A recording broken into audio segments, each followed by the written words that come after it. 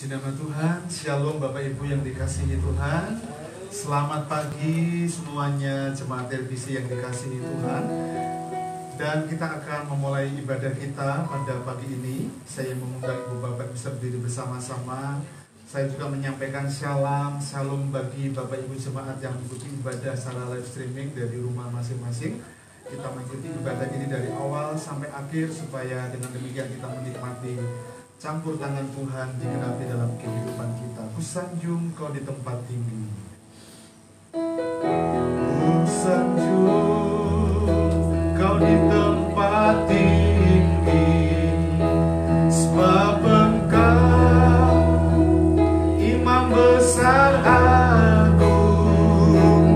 Kusanjung kau lebih dari yang lain, dan ku datang menyembahmu Tuhan. Sanjung Engkau Tuhan,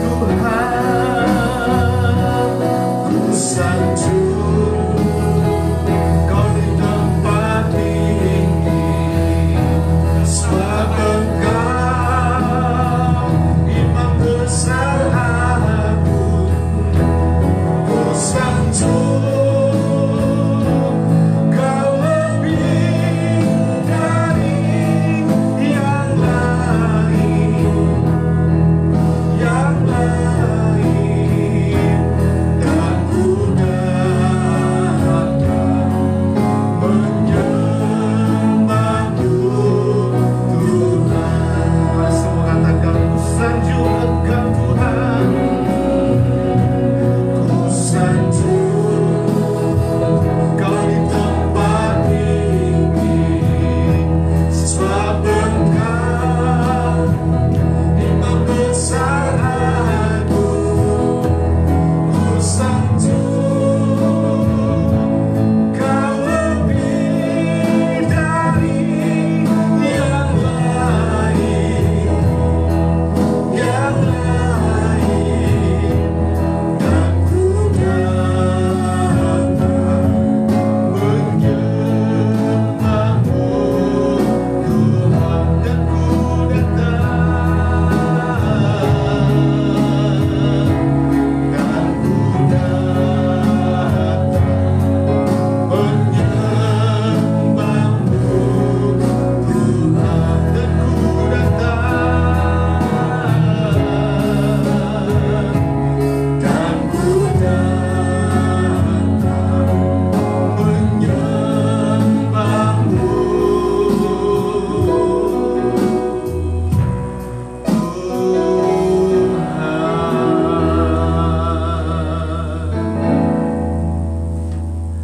kami datang kepada Tuhan Yesus pemilik hidup kami, dan membawa sebuah pengakuan bahwa sesungguhnya pertolongan atas ibadah kami datangnya dari Bapa. Dialah pencipta langit bumi dan segala isinya. Dialah Tuhan Yesus Kristus, Allah yang setia, Allah yang mulia, Allah yang ajaib, Allah yang luar biasa. Turunlah berkat sukacita, berkat damai sejahtera dilimpahkan dalam kehidupan kita semua saat kita datang beribadah dalam ibadah pagi yang diberkati oleh Tuhan. Di dalam berkat nama Tuhan Yesus Kristus kami berdoa bersyukur. Haleluya. Amin. Puji nama Tuhan. Silakan duduk Ibu Bapak yang saya kasihi di dalam Tuhan Yesus Kristus. Alkitab menjawab dari Kejadian pasal 1 ayat 26 sampai dengan ayat yang ke-28. Demikian firman Tuhan. Berfirmanlah Allah, baiklah kita menjadikan manusia menurut gambar dan rupa kita, supaya mereka berkuasa atas ikan-ikan di laut dan burung-burung di udara, dan atas ternak dan atas seluruh bumi, dan atas segala binatang melata yang merayap di bumi. Ayat 27, maka Allah menciptakan manusia itu menurut gambarnya. Menurut gambar Allah diciptakannya dia, laki-laki dan perempuan diciptakannya mereka. Allah memberkati mereka. Lalu Allah berfirman kepada mereka, beranak cuculah dan bertambah banyak, penuhilah bumi dan taklukkanlah itu, berkuasalah atas ikan-ikan di laut dan burung-burung di udara dan atas segala binatang yang merayap di bumi. Tuhan memberkati kita. Selamat beribadah. Saya persilakan kepada Saudari Felis untuk membawa kita masuk dalam hadirat Tuhan. Saya persilakan.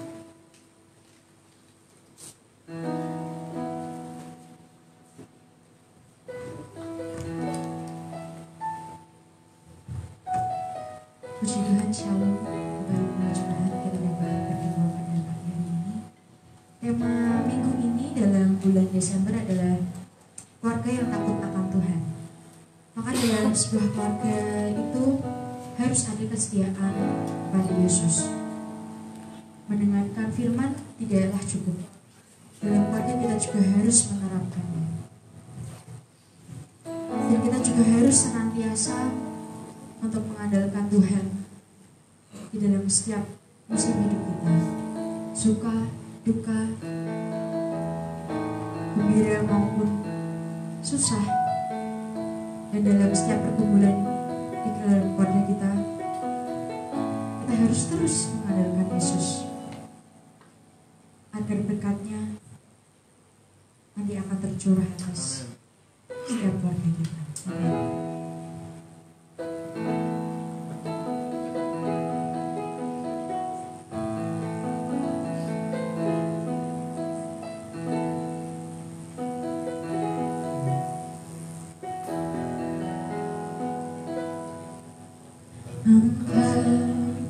Tuhan yang setia,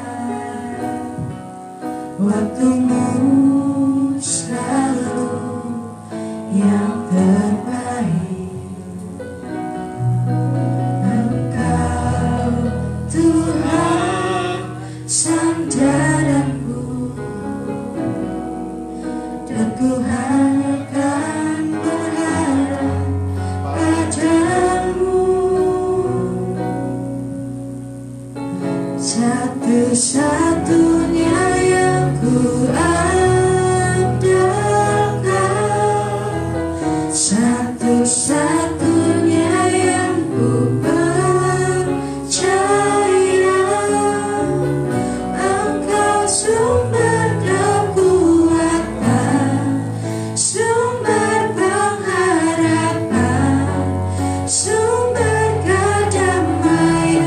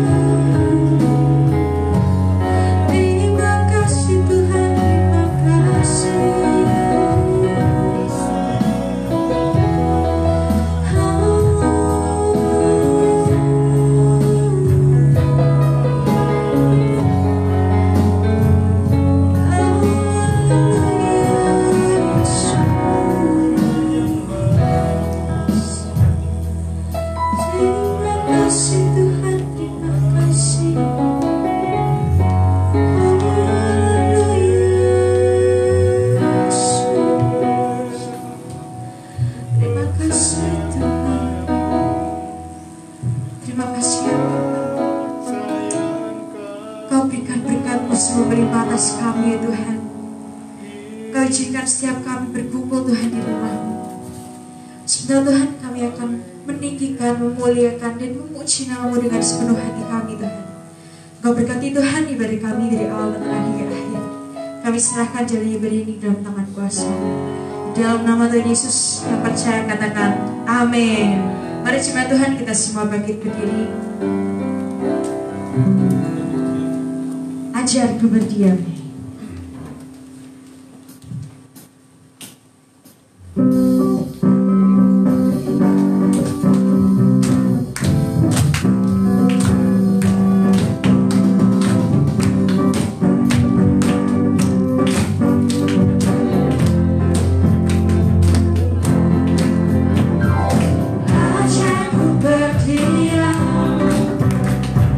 Dekat di hatimu.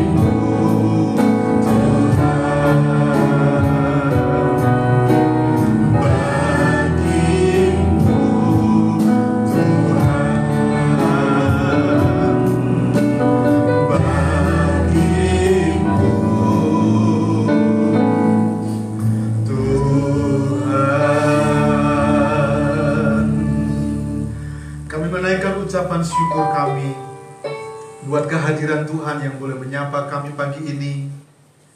Kami sungguh merasakan kehadiran Tuhan yang boleh dekat dengan kami. Engkau lebih dekat dari orang-orang yang terdekat dengan kami, Tuhan Yesus. Bahkan Engkau lebih dekat dari pakaian yang kami pakai. Engkau di hidup kami, di hati kami, di jalan kehidupan kami. Karena itu Tuhan Yesus, di semua kondisi kehidupan kami mau pertaruhkan kepada Engkau. Sebab itu kami butuh firman Tuhan yang akan menjadi penuntun pelengkap, supaya hidup kami akan terus masuk dalam rencana Tuhan yang Tuhan genapi dalam kehidupan kami.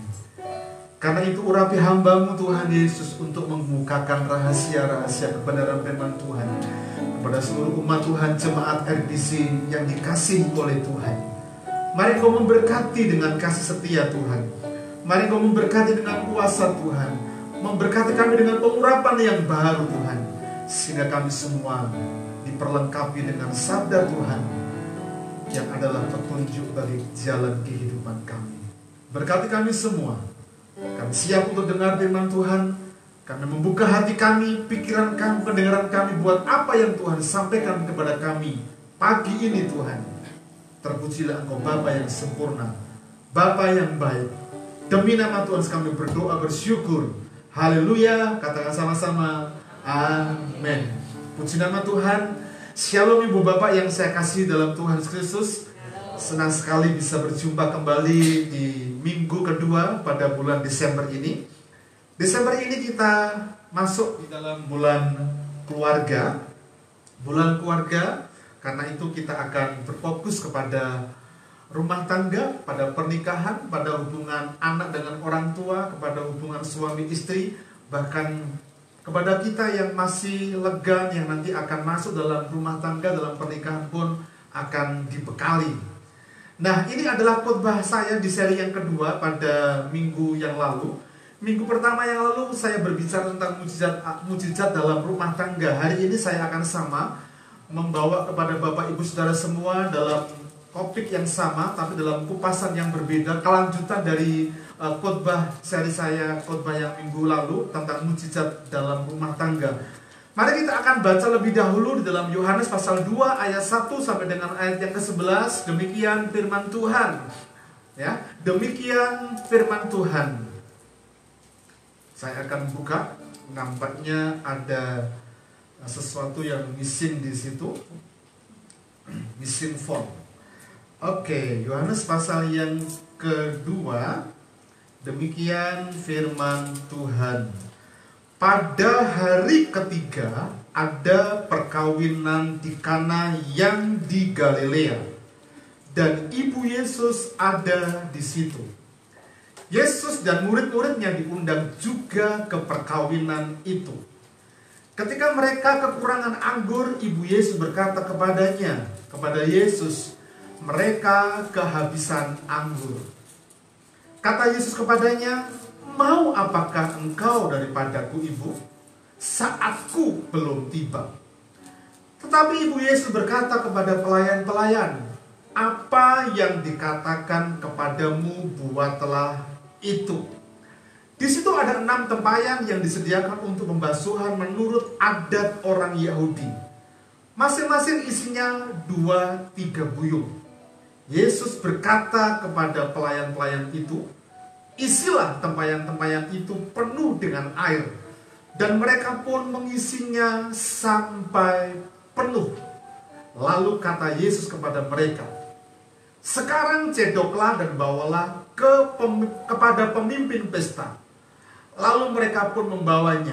Setelah pemimpin pesta itu mengecap air yang telah menjadi anggur itu, dan ia tidak tahu dari mana datangnya, tetapi pelayan-pelayan yang mencedok air itu mengetahuinya. Ia memanggil mempelai laki-laki dan berkata kepadanya, setiap orang menghidangkan anggur yang baik dahulu, dan sesudah orang puas minum, barulah yang kurang baik. Akan tetapi engkau menyimpan anggur yang baik sampai sekarang. Hal itu dibuat Yesus di Kana yang di Galilea sebagai yang pertama dari tanda-tandanya, dan dengan itu Ia telah menyatakan kemuliaannya dan murid-muridnya percaya kepadanya. Diberkatilah setiap kita yang selalu membaca, mendengar, dan juga menjadi pelaku kebenaran firman Tuhan.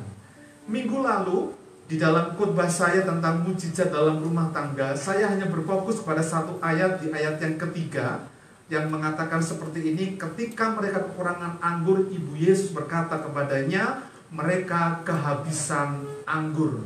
Mari kita review sejenak kalimat yang mengatakan mereka kehabisan anggur. Karena sebetulnya pernikahan di Kana, mujizat pernikahan di Kana yang air menjadi anggur itu sebetulnya adalah pembelajaran penting bagi kehidupan kita sebagai anak-anak Tuhan dalam rumah tangga, dalam pernikahan, dalam hubungan satu dengan yang lain, terutama dalam keluarga. Karena kalau kita berbicara tentang pernikahan di Kana, sebetulnya ini adalah satu representasi yang memang kita sebagai anak-anak Tuhan harus belajar di situ. Mengapa demikian? Karena peristiwa pernikahan di Kana, kehabisan anggur, itu bukan satu kebiasaan yang ada pada waktu itu. Karena itu di dalam khotbah yang saya sampaikan di minggu lalu, bicara tentang anggur, maka itu bicara tentang dua hal.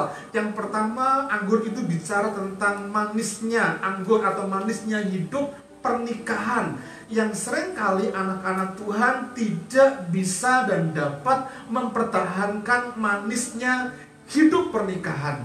Di awal nampaknya manis, di awal nampaknya enak, di awal nampaknya tidak ada hal-hal yang nampaknya pahit yang kita kecap dalam pernikahan. Tapi dengan berjalannya waktu, kita menemukan hal-hal yang nampaknya membuat kita tidak lagi mengecap manisnya pernikahan itu. Karena itu anggur berbicara tentang manisnya hidup pernikahan. Karena itu mari kita usahakan supaya di sepanjang hidup rumah tangga kita, bahkan kita yang masih legan ketika nanti kita masuk dalam pernikahan, usahakan supaya ketika kita dari awal menikah sampai kita punya anak cucu, bahkan dipisahkan oleh maut, kita tetap mengecap manisnya pernikahan kita. Dan anggur juga berbicara bukan hanya manisnya hidup pernikahan, tapi bicara tentang kehangatan dalam hidup orang percaya, dalam hidup pernikahan. Hangat, hubungan satu dengan yang lain tetap gereng begitu ya. Suami istri, anak-anak dengan orang tua punya hubungan yang baik. Dan hari-hari ini kalau kita mau jujur, ada banyak rumah tangga Kristen yang kehilangan hangatnya pernikahan, hangatnya rumah tangga yang mereka bangun. Itu review sejenak. Dan pagi ini saya akan mengajak ibu bapak semua untuk berfokus dengan satu pertanyaan: bagaimana sih mengalami mujizat dalam rumah tangga? Ya, bagaimana supaya kita sebagai anak Tuhan, orang percaya, mengalami mujizat dalam rumah tangga? Ya, mari kita akan baca dan mereview apa yang telah kita baca pada pagi ini dalam Yohanes pasal yang kedua, ayat 1 sampai dengan ayat yang ke-11. Karena di ayat-ayat itu kita akan menemukan 3 prinsip bagaimana mengalami mujizat dalam rumah tangga, dalam kehidupan pernikahan kita, dalam kehidupan pernikahan yang nantinya kita akan bangun, khususnya bagi kita yang masih legan. Yang pertama, jangan lupa ketika saudara menghadirkan Kristus dalam rumah tangga kita, dalam kehidupan kita, maka kita akan mengalami mujizat. Amin. Hadirkan Kristus dalam rumah tangga kita. Ayat yang kedua sampai dengan ayat yang keempat mengatakan begini: Yesus dan murid-muridnya diundang juga ke perkawinan itu. Ketika mereka kekurangan anggur, ini masalah. Ibu Yesus berkata kepadanya, mereka kehabisan anggur. Kata Yesus kepadanya, mau apakah engkau daripadaku? Ibu, saatku belum tiba. Fokuslah kepada ayat yang kedua yang mengatakan Yesus dan murid-muridnya diundang juga ke perkawinan itu. Diundang. Pesta pernikahan mengundang Yesus. Tapi terjadi persoalan, terjadi masalah karena tidak dihadirkan Yesus sebagai Mesias, Yesus sebagai Tuhan. Kalau Yesus sebagai Tuhan itu Yesus sebagai kurios, sebagai penguasa kehidupan kita. Makanya terjadi persoalan. Dan hari ini kita belajar, kalau kita pengen mengalami mujizat dalam rumah tangga kita, mujizat dalam kehidupan kita, mujizat dalam pernikahan kita, mujizat dalam pekerjaan kita, jangan lupa hadirkan Kristus dalam kehidupan kita. Nampaknya kita perlu menganalisa kalimat diundang ini. Diundang itu Yesus dalam teks aslinya dengan sengaja Yesus diundang. Karena ternyata Yesus punya hubungan dekat dari si mempelai yang sedang menikah di Kana itu. Tapi persoalannya banyak, atau persoalannya adalah pemilik pesta pernikahan itu tidak mengundang Yesus sebagai Tuhan. Akibatnya pernikahannya, pesta pernikahannya jadi masalah.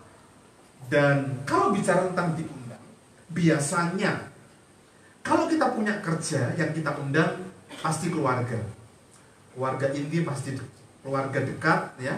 Kalau di Tuban, di tempat saya, Bule, Pak Le, Pak D itu tidak pakai undangan tapi didatangi, diulemi gitu ya.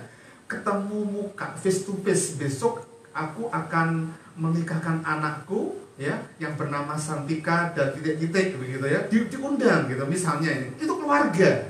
Ya, itu keluarga. Tapi ada analisa juga, orang yang diundang dalam pernikahan atau dalam acara apa saja bukan hanya keluarga tapi teman. Saya berteman dengan Bapak Ibu, maka saya undang Bapak Ibu, ya, diundang. Apalagi sahabat, tapi ada juga tetangga, ya, tetangga yang dekat dengan kita, tetangga yang baik dengan kita undang. Bahkan di desa atau di kampung begitu, di kota Semarang ini, kalau tetangga punya kerja maka kita disambati gitu, ikut rewang, ya. Ikut melean, ikut ya ada di situ gitu ya. Nah, juga sebagai kenalan. Tapi kalau sebagai kenalan biasanya jarang sekali ya, jarang sekali dan sebagainya. Banyak faktor. Ada teman rekan bisnis, ada teman kantor dan sebagainya. Itu yang sering kali kita undang. Pertanyaannya adalah, jika seandainya Yesus kita hadirkan sebagai keluarga, teman, sahabat, tetangga, bisa tidak terjadi mujizat dalam apa yang kita butuhkan? Tidak akan pernah terjadi mujizat. Tapi kalau kita mengundang Yesus dalam pernikahan kita, dalam rumah tangga kita, dalam pekerjaan kita, menghadirkan Yesus, mengundang Yesus sebagai Tuhan, maka akan terjadi mujizat. Amin. Terjadi mujizat. Karena itu saya mengharap Bapak Ibu Saudara hadirkan Yesus, undang Yesus di setiap langkah kehidupan kita sebagai Tuhan, sebagai penguasa kehidupan kita. Kurios, Tuhan. Teks aslinya itu bicara tentang kurios, penguasa kehidupan kita. Kalau bicara tentang penguasa kehidupan kita, berarti dari sejak lahir sampai mati kita menjadikan Yesus sebagai penguasa kehidupan kita, dalam rumah tangga kita, pekerjaan kita, studi anak-anak kita, semuanya karena menghadirkan Kristus. Nah, Bapak Ibu Saudara yang dikasihi Tuhan, hari ini saya berfokus kepada Bapak Ibu Saudara untuk mari sama-sama kita hadirkan Kristus Yesus, kita undang dalam rumah tangga kita. Ada dua hal yang terjadi ketika Yesus sebagai Tuhan kita hadirkan dalam rumah tangga kita. Yang pertama, kalau Yesus kita hadirkan sebagai Tuhan dalam rumah tangga kita, dalam hidup kita, maka terjadi mujizat itu pasti. Amin. Persoalan apapun dalam rumah tangga kita akan beres oleh karena ada Kristus yang kita hadirkan dalam rumah tangga kita.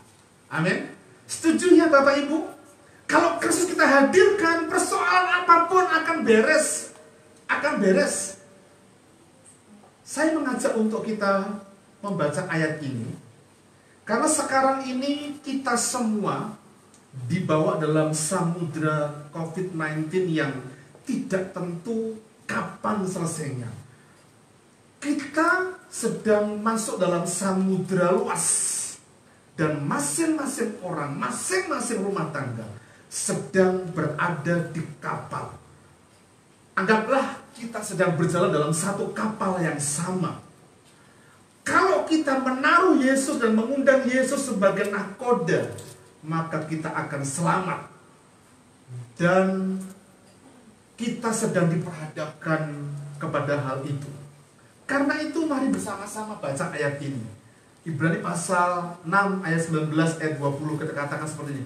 Pengharapan itu, pengharapan siapa? Kepada Kristus adalah sau yang kuat dan aman bagi jiwa kita, tenang bagi jiwa kita yang telah dilabuhkan sampai ke belakang tabur di mana Yesus telah masuk sebagai perintis bagi kita ketika ia menurut peraturan Melkisedek menjadi imam besar sampai selama-lamanya. Kalau kita hadirkan Kristus sebagai Tuhan, kurios dalam rumah tangga kita, berarti kita berharap penuh mengandalkan Tuhan. Sementara kita sedang mengarungi bahtera COVID-19 di dunia, semua orang. Tapi kalau kita ada dalam kapal yang sama, menaruh harapan kita kepada Kristus, kita akan selamat. Terjadi persoalan, ya, tapi selalu ada mujizat. Saya mau kasih tahu Bapak Ibu, saya hari ini bersyukur banget, senang banget. Mulai kemarin ketika saya mendapatkan kabar yang meminjami ruko kita itu sembuh dari COVID-19. Tadi malam Pak Har pulang. Hari ini Bu Har pulang. Besok Lala pulang dari rumah sakit. Mengapa? Terjadi mujizat. Tepuk tangan dong buat Tuhan Yesus Kristus. Ini serius. Karena ketika saya mendapatkan kabar, saya selalu deg-degan. Sebelumnya saya juga mengalami hal itu, dikabari, tak ajak berdoa. Hari Minggu malam saya dikabari. Hari Senin saya dikabari lagi sudah masuk ICU, pasang ventilator. Padahal Minggu malam itu saya mendapatkan dan saya video call, masih saya berdoa bersama-sama, masih di ruang isolasi. Cepet banget begitu, tapi hari ini saya senang banget karena dikasih kabar. Hari itu saya rutin berdoa bersama dengan mereka dalam video call begitu jam 9 malam. Karena jam 9 malam mereka terlalu kemalaman, saya jam 7, akhirnya saya kurang lebih 1 jaman begitu ya. Kemarin di acara Bond Fellowship hari Kamis sampai kehabisan waktu, sampai Zoom-nya ditutup begitu, masih berdoa terus gitu. Nah, sembuh Bapak Ibu, sembuh. Karena apa? Kita sedang dalam kapal yang sama dan menaruh harapan kita kepada Kristus yang adalah Tuhan, penguasa kehidupan kita. Yang kedua, kalau Yesus kita undang dan kita hadirkan, bukan hanya persoalan yang kita bereskan, tapi hidup kita harus tertib. Amin. Kalau Yesus mendapati hidup kita nggak tertib dalam rumah tangga kita, kira-kira kerasan apa tidak? Nggak kerasan. Serius. Coba di di area rumah kita. Kita mengizinkan Yesus, saya undang masuk rumahku. Tapi ada satu kamar yang Yesus tidak kita izinkan masuk di kamar itu. Yang saya maksud adalah kamar yang sering kali membuat kita enjoy, enak di situ tanpa Tuhan. Kita nggak pernah kerasa. Nah, masuk dalam topik tentang rumah tangga. Saya membaca kitab Kolose, ternyata hidup dalam hubungan satu dengan yang lain dalam satu perikop itu. Kolose pasal 3 itu bicara tentang hidup manusia baru, tapi dalam ayat yang saya bacakan ini konteksnya dalam rumah tangga kita, suami istri, anak-anak, ada pembantu begitu ya. Tertib dalam hubungan. Karena bukan hanya persoalan yang dibereskan kalau kita undang Yesus, hidup kita pun harus tertib. Maka baca ayat ini, ayat 18, hai istri-istri, tunduklah kepada siapa? Suamimu, sebagaimana seharusnya di dalam Tuhan. Bukan hai istri-istri, tanduklah suamimu, gak ada. Tapi hari-hari ini kita mendapati ada banyak orang Kristen, anak-anak Tuhan, para istri, tidak di sini tapi yang tidak tunduk tapi menanduk suaminya. Mari kita belajar. Nah, untuk suami sekarang, hai suami-suami, kalau bicara, hai Yeri, gitu ya, hai Danan, gitu ya. Kasihilah istrimu, kasihilah Nana, gitu ya. Dan janganlah berlaku kasar terhadap dia. Bapak, Ibu, Saudara yang dikasihi Tuhan, calon istri yang masih lagan, tunduk kepada calon suamimu nanti. Tapi calon suami yang ada di belakang sana, kalian harus kasihi istri kalian dan jangan berlaku kasar. Kasar itu tidak hanya pukulan, tapi kasar itu juga bisa kata-kata. Kasar itu juga bisa attitude yang seringkali mengecewakan. Lalu pertanyaannya, tunduk dulu apa kasih dulu ya? Saya mau tunduk kamu kalau kamu bisa mengasihi aku. Mana saya bisa mengasihi kamu gak bisa tunduk. Gak ada ketemunya. Lalu bagaimana jalan keluarnya? Ya sama-sama menyadari kapan waktunya tunduk, kapan waktunya mengasihi, dan itu kewajiban. Dan ini bicara tentang hubungan, itu harus tertib. Nah, kalau ada rumah tangga yang saling menanduk, yang tidak ada kasih, maka tidak pernah akan ada mujizat dalam rumah tangga kita. Yang berikutnya, hai anak-anak, apa? Taatilah orang tuamu. Taatilah orang tuamu dalam segala hal. Dalam segala hal itu dari sejak bangun pagi sampai merem lagi harus taat. Betul?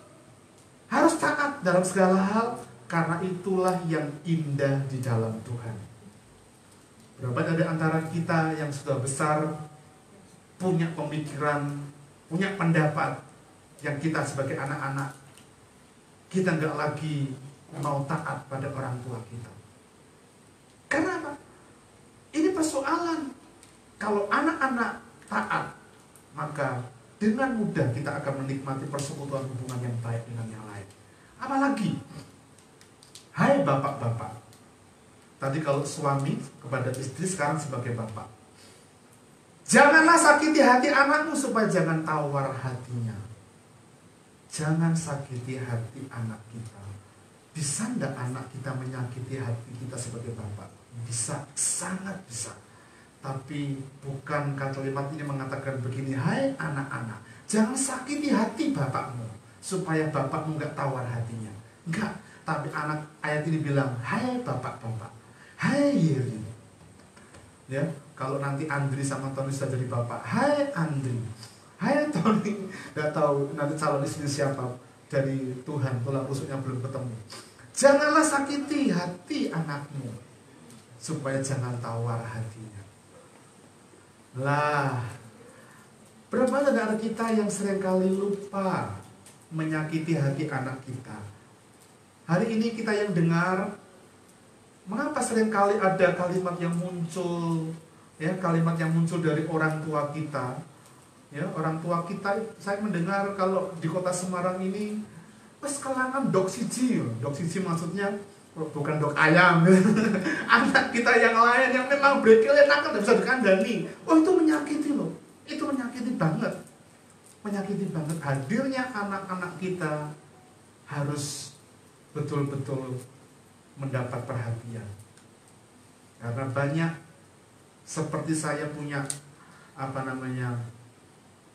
sebagai laki-laki, sebagai suami punya aturan cara yang tidak perlu dibantah oleh anak begitu. Kalau kamu mau begini ya harus mau, kamu enggak ya sudah. Itu sebetulnya menyakitkan. Tapi hari ini saya dengan Tatan, karena dia sudah bisa diajak diskusi, jadi selalu diskusi, selalu ngomong bareng ada win-win solution. Ya, kapan dia boleh seret, kapan dia nggak boleh dia diskusi, gitu ya. Karena dia belum punya SIM. Ya, kalau dia belum SIM. Ada banyak contoh yang lain, gitu ya. Kemudian yang berikutnya, hai hamba-hamba, ini dalam rumah tangga kita. Taatilah Tuhanmu yang di dunia ini dalam segala hal. Janganlah di hadapan mereka saja untuk menyenangkan mereka, melainkan dengan tulus hati karena takut akan Tuhan. Kalau saya menempatkan diri sebagai hamba Tuhan, maka saya menempatkan diri sebagai hamba yang menyenangkan hati Tuhan. Yang kalimat ini harusnya menjadi komitmen kita. Apapun yang saya lakukan, apapun juga yang aku perbuat untuk apa? Dengan segenap hati.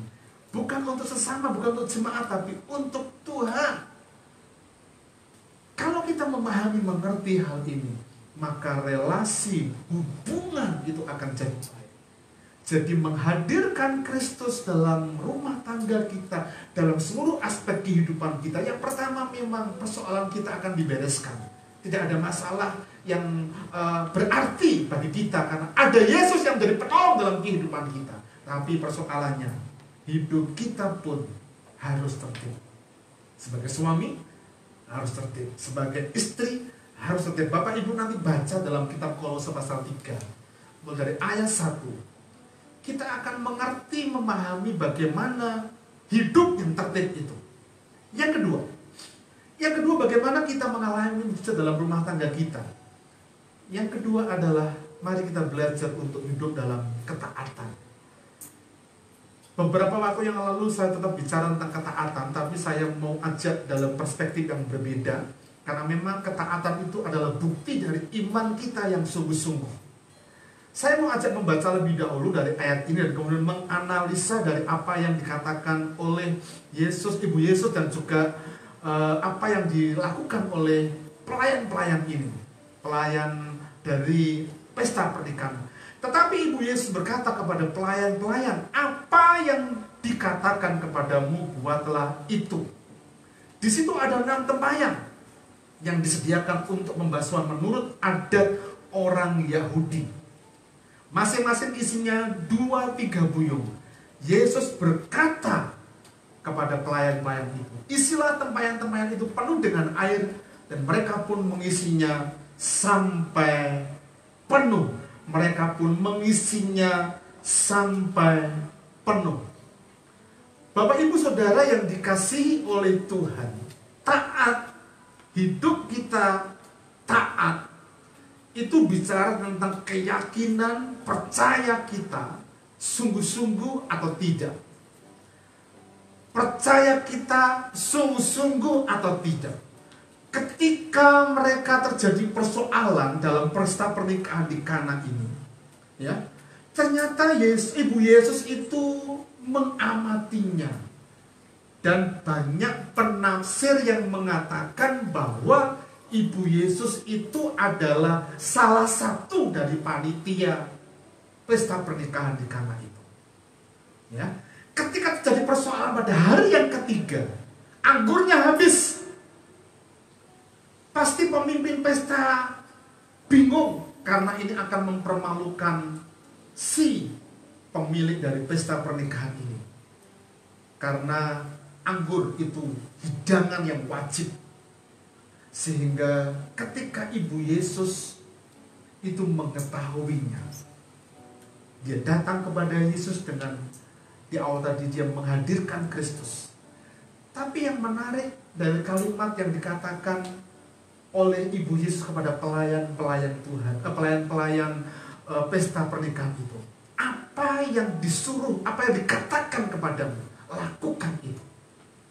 Dan kalau kita baca keseluruhannya, pelayan ini melakukan seperti apa yang Yesus katakan.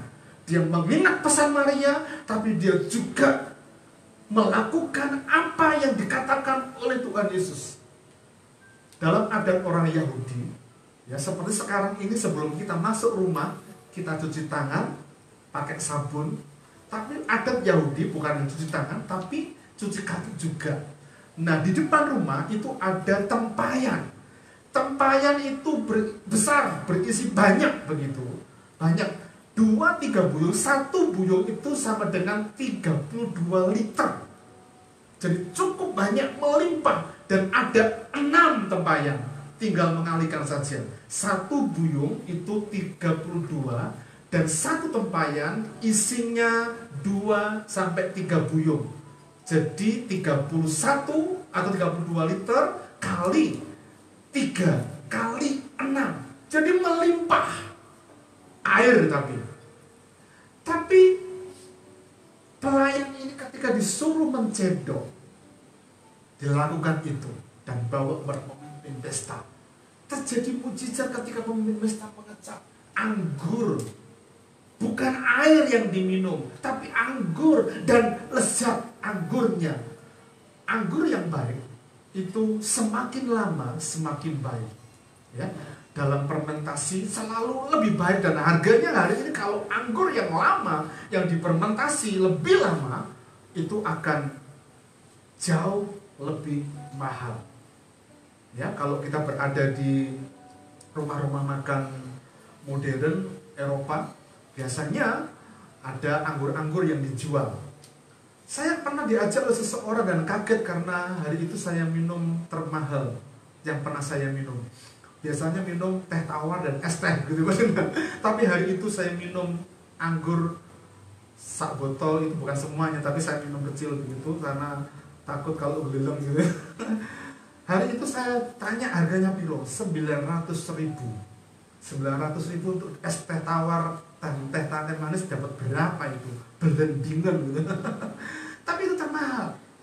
Dan terjadi mujizat ketika apa? Pelayan-pelayan itu mengikuti. Saya mau kasih contoh, hari ini kita akan baca di dalam 2 Raja-Raja ya.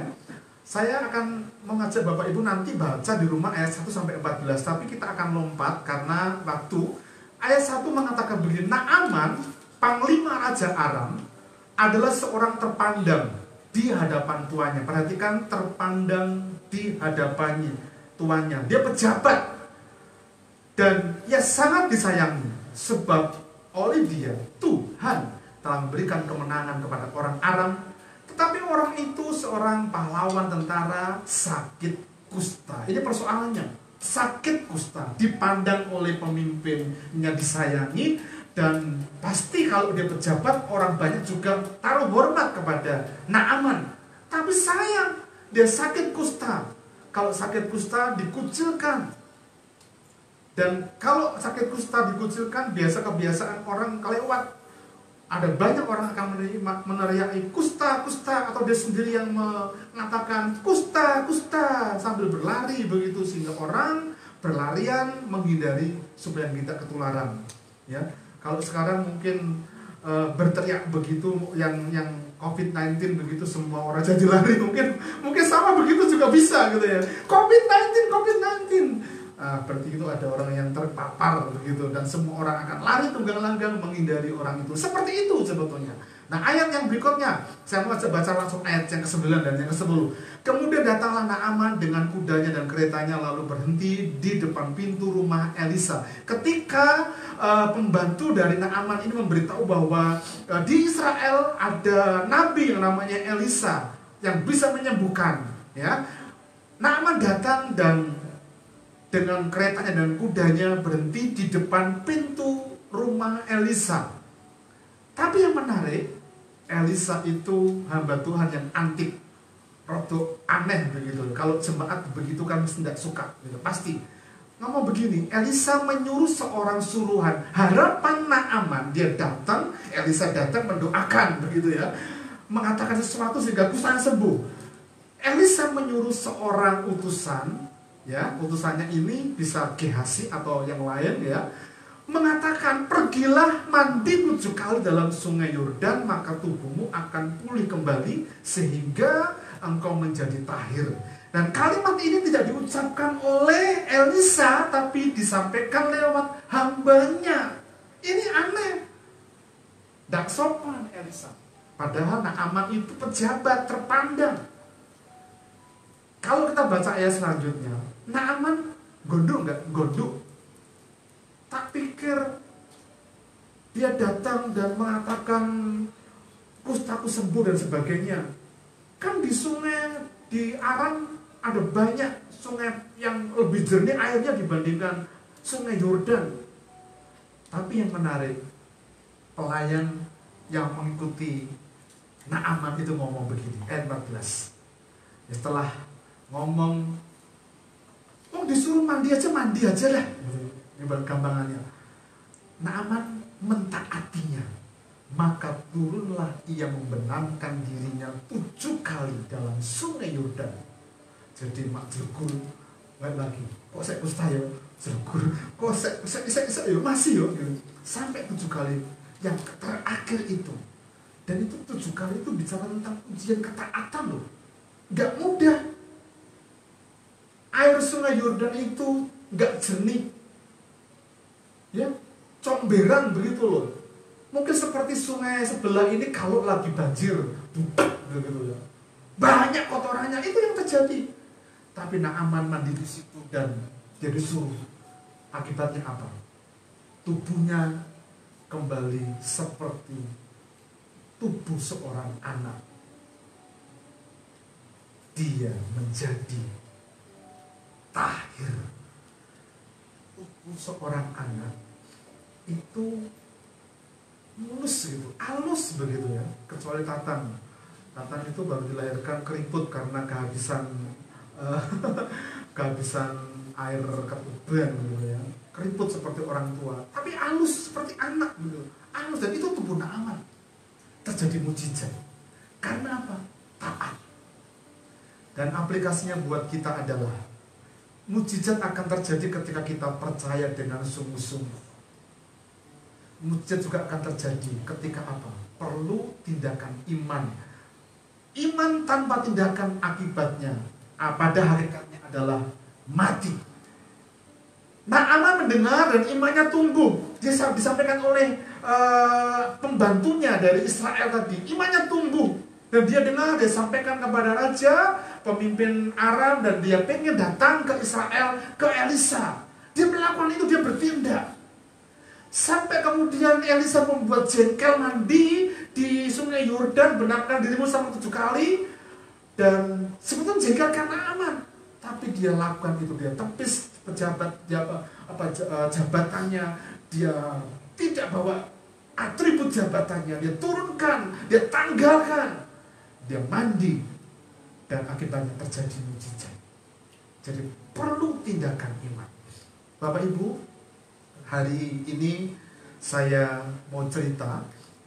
Saya beberapa kali di rumah ditolong Tuhan, betul-betul ditolong Tuhan. Karena 3 kali saya dilindungi Tuhan dari gigitan ular. 3 kali. Yang pertama, Tatan yang gebuk. Sering tak ceritakan, saya nggak cerita lagi karena kalau saya cerita diamuk Nana. Mas bolak-balik mau cerita nih yang besar begitu ya. Yang kedua, saat saya nguras bak penampungan sampai selesai, ternyata bak penampungan itu kan tak buka begitu ya. Tak buka, ternyata ularnya itu ada di situ dan besar. Jadi kalau saya masuk di bak itu ada di kepala saya. Tapi ularnya tidak gigit. Yang ketiga, 3 hari yang lalu. Biasa kalau pagi itu saya selalu manasi mobil seret, Pak.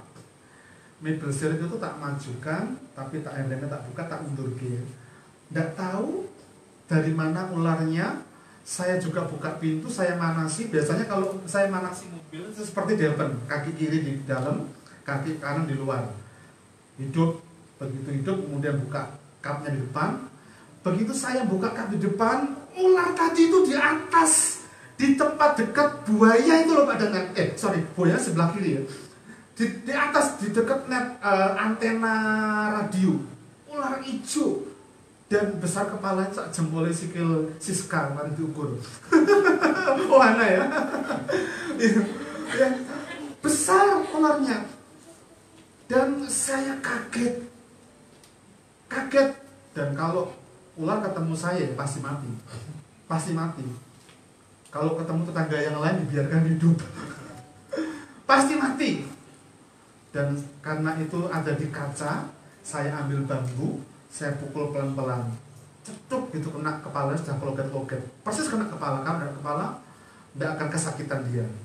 Dan saya tutup, sebelum tak pukul itu tutup mobilnya, nanti kalau masuk saya jadi repot, buka macam-macam, dan tak turunkan, dan matilah pokoknya. Tak pukul, jebret itu, sampai tetangga pada bingung karena pukulannya itu kan dijobin dengan bambu yang memang saya siapkan bambu karena seringkali terjadi ular masuk rumah begitu ya. Dan saya bersyukur banget, saya lemes. Nah tadi seandainya saya ada di situ, kepalanya masuk ke dalam, kepala, wah repot, tidak bisa khotbah gitu ya. Itu serius loh Bapak Ibu.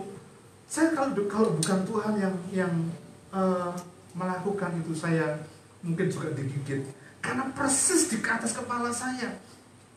Saya nggak tahu dari mana ular itu datang. Tapi analisa saya mungkin begini. Ketika mobil itu saya panasi supaya saya bisa buka pintu karena mepet sebelah kanan, saya selalu dorong ke belakang. Nah, ketika dorong ke belakang, kami punya tumbuhan bunga obat untuk ambeien, daun ungu itu di situ, warisannya mamah. Nyenggol itu, saya tidak tahu nyenggol itu ada ularnya atau tidak tahu, tapi karena tidak tahu tadi itu sehingga ularnya langsung jatuh di situ. Tapi anehnya juga, saya juga nggak takut buka pintu, di pintu itu ada ular karena memang tidak tahu. Tapi terjadi mujizat tadi itu.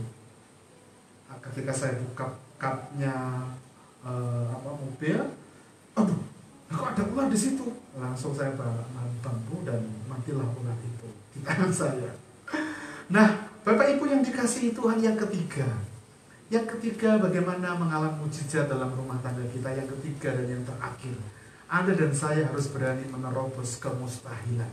Amin. Harus berani menerobos kemustahilan. Mari kita baca ayat itu. Lalu kata Yesus kepadanya, cedoklah, sekarang cedoklah dan bawalah ke pemimpin pesta. Lalu mereka pun membawanya. Setelah pemimpin pesta itu mengecap air yang telah menjadi anggur itu, dan ia tahu dari mana datanya, tetapi pelayan-pelayan yang mencedok air itu mengetahuinya, yang memanggil mempelai laki-laki dan berkata kepadanya, setiap orang menghidangkan anggur yang baik dahulu, dan sesudah orang puas minum, barulah yang kurang baik. Akan tetapi engkau menyimpan anggur yang baik sampai sekarang. Bapak Ibu, mari kita analisa. Cedoklah dan bawalah ke pemimpin pesta. Yang disuruh ini siapa? Pelayan. Pelayan dari pesta pernikahan itu. Analisanya begini. Pelayan ini tahu persis bahwa yang diisi di tempayan itu bukan anggur, tapi air. Tapi ketika Tuhan mengatakan cedoklah dan bawalah ke pemimpin pesta, dia nggak ingat apa itu air atau tidak. Yang penting dia lakukan. Itu yang saya namakan menerobos kemustahilan. Resikonya ada. Resikonya pelayan itu mungkin dimarahi, bahkan dipecat karena dia membuat malu acara pesta itu ketika dia cedok ternyata tetap air. Karena dia tahu bahwa yang disuntak, yang ditaruh di tempayan itu air, bukan anggur. Tapi dia nggak ingat itu. Yang dia ingat adalah pesan dari Maria, Ibu Yesus. Apa yang dikatakan kepadamu, buatlah itu. Apapun resikonya, pelayan tidak mau tahu. Dan jelas itu berhasil dia. Itu yang saya namakan menerobos kemustahilan. Jadi kalau hidup kita, rumah tangga kita, pekerjaan kita, kalau kita berani menerobos kemustahilan, kita akan mengalami mujizat. Tapi perlu dengan hikmat. Kalau kita imun tubuh kita kuat naik dan fit tubuh kita, kita gak akan berhikmat kalau kita berada di kerumunan orang-orang yang sudah terpapar COVID. Itu bukan menerobos kemustahilan, enggak, tapi mencoba Tuhan. Karena memang COVID ada. Yang terjadi adalah karena kejenuhan dari masyarakat yang mengakibatkan ekonomi turun karena tidak bisa bertemu face to face dan sebagainya. Dan banyak sekali persoalan ini yang mengakibatkan masyarakat jenuh. Tapi hari ini kita belajar. Kalau kita ingin mengalami mujizat, mari kita belajar untuk menerobos kemustahilan. Di Bond Fellowship kemarin sempat saya singgung tentang mujizat itu milik seorang penerobos dalam rumah tangga. Rumah tangga kita diperhadapkan pada hal-hal yang mustahil. Mungkin keuangan, mungkin kesehatan, ekonomi, dan sebagainya. Selalu ada pergumulan. Tapi ketika kita mau menerobos kemustahilan, akan terjadi mujizat dalam kehidupan kita. Bagaimana caranya? Doa. Doa. Amin. Doa. Dan saya telah buktikan, saya sampaikan di awal tadi, bahwa dengan berdoa kita menaruh harapan kita supaya di kapal yang sama kita menaruh harapan itu, karena Yesus kita tempatkan sebagai nakoda dan jangkar itu adalah pengharapan kepada Kristus yang kuat, sehingga gelombang laut, angin ribut tidak akan pernah bisa menggoyangkan harapan kita kepada Kristus. Dengan apa? Berdoa. Bond Fellowship kemarin saya singgung tentang Hizkia. Saya akan singgung sedikit saja. Hizkia ini Raja Yehuda, divonis dan akan mati. Sakit dan akan mati. Tapi yang dilakukan adalah dia berdoa, menangis dengan sangat. Menangis dengan sangat itu seperti apa ya? Geru-geru begitu ya. Raja loh dia. Geru-geru. Karena dia, kemudian Tuhan jawab doanya, menambahkan usia 15 tahun lagi kepada Hizkia. Baca ayatnya yang besar itu. Lalu Hizkia memalingkan mukanya ke arah dinding dan ia berdoa kepada Tuhan. Bagaimana dia berdoa? Dia katakan begini, "Ah Tuhan, ingatlah kiranya bahwa aku telah hidup di hadapan-Mu dengan setia dan dengan tulus hati, dan bahwa aku telah melakukan apa yang baik di mata-Mu." Kemudian menangislah Hizkia dengan sangat. Bapak Ibu Saudara yang dikasihi Tuhan, mujizat milik bagi seorang yang berani menerobos kemustahilan. Libatkan Tuhan dalam seluruh aspek kehidupan kita, maka kita akan menikmati berkat Tuhan dalam rumah tangga kita. Kesimpulannya adalah mujizat dalam rumah tangga. Tuhan mengizinkan pergumulan dalam rumah tangga kita supaya kita mengalami mujizat. Kapan dalam rumah tangga kita? Kapan dalam kehidupan kita, dalam pernikahan kita mengalami mujizat? Saat kita kehilangan manisnya pernikahan, kita sedang butuh mujizat Tuhan. Saat kita kehilangan hangatnya hubungan dalam rumah tangga kita, hubungan dengan yang lain, itu saatnya kita butuh mujizat. Bagaimana kita mengalami mujizat Tuhan? Yang pertama, jangan lupa hadirkan Kristus dalam rumah tangga kita, dalam seluruh aspek kehidupan kita, dan hidup dalam ketaatan. Karena ketaatan itu adalah bukti bahwa kita sungguh-sungguh percaya kepada Kristus. Dan yang ketiga dan yang terakhir, kita harus berani untuk menerobos kemustahilan, tapi dengan hikmat Tuhan, ya, dengan hikmat Tuhan. Oleh kemurahan Tuhan kita akan dimampukan. Amin. Saya undang Ibu Bapak bisa berdiri bersama-sama.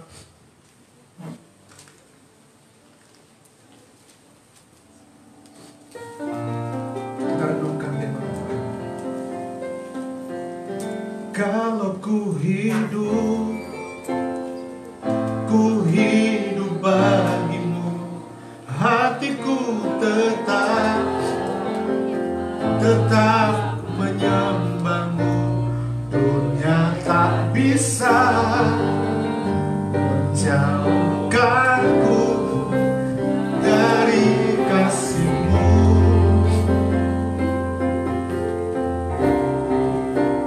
Kalau ku hidup bagimu, mataku tetap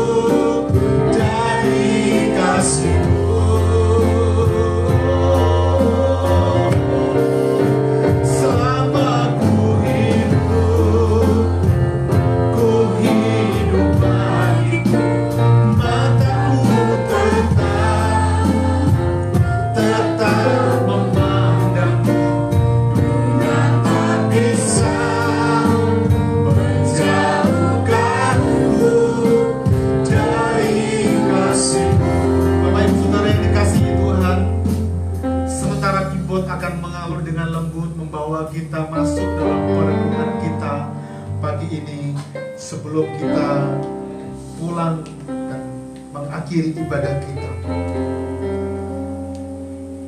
Siapa sih yang tidak butuh mujizat dalam setiap langkah kehidupan kita? Semua orang pengen mengalami itu, tetapi hanya orang-orang yang dapat menghadirkan Kristus sebagai Tuhan dan Juru Selamat. Hanya orang-orang yang hidup dalam ketaatan dan hanya orang-orang yang berani menerobos kemustahilan akan dapat mengalami mujizat dalam rumah tangga, dalam hidup pernikahan kita, pekerjaan kita. Karena itu saya mengajak kita semua, mari kita alami mujizat tiap hari dalam kehidupan kita. Ketika kita membuka mata kita, kita menikmati mujizat karena ada nafas yang baru yang Tuhan berikan. Ketika kita memulai pekerjaan kita, ada banyak berkat yang berdatangan. Berkat itu bisa bicara tentang order dari pekerjaan yang kita miliki, ataupun banyak hal, termasuk ketika kita naik kelas, ketika kita lulus di mata kuliah tertentu. Itu berkat Tuhan dan itu mujizat yang perlu kita syukuri tiap saat, tiap waktu dalam kehidupan kita. Jangan lupa, mari kita hadirkan Kristus. Hiduplah dalam keyakinan iman yang sungguh-sungguh dalam sebuah ketaatan, dan beranilah untuk menerobos kemustahilan. Sekalipun dalam analisa logika kita, itu di luar logika kita, karena kita nggak bisa berpikir tanpa Tuhan. Karena itu,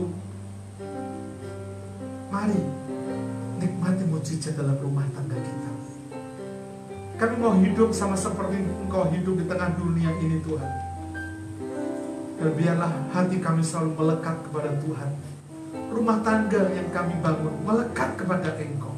Hubungan kami satu dengan yang lain akan semakin hangat, manis, sehingga dunia boleh melihat bahwa Kristus ada di tengah-tengah kami sebagai penguasa kehidupan kami. Bapak, berkati seluruh umat Tuhan, jemaat televisi yang Engkau kasihi, mereka yang telah mendengar firman Tuhan di rumah ibadah ini ataupun yang ada di rumah mengikuti ibadah secara live streaming. Tuhan memberkati mereka semua, berkat melimpah atas kami semua, dan jadikan kami pelaku-pelaku kebenaran Tuhan, sehingga firman itu akan jadi kekuatan yang menghibur kami, memberi kekuatan bagi stamina hidup iman kami. Demi nama Tuhan kami berdoa bersyukur. Haleluya. Katakan sama-sama, amin. Puji nama Tuhan. Silakan duduk Ibu Bapak yang saya kasihi di dalam Tuhan Yesus Kristus.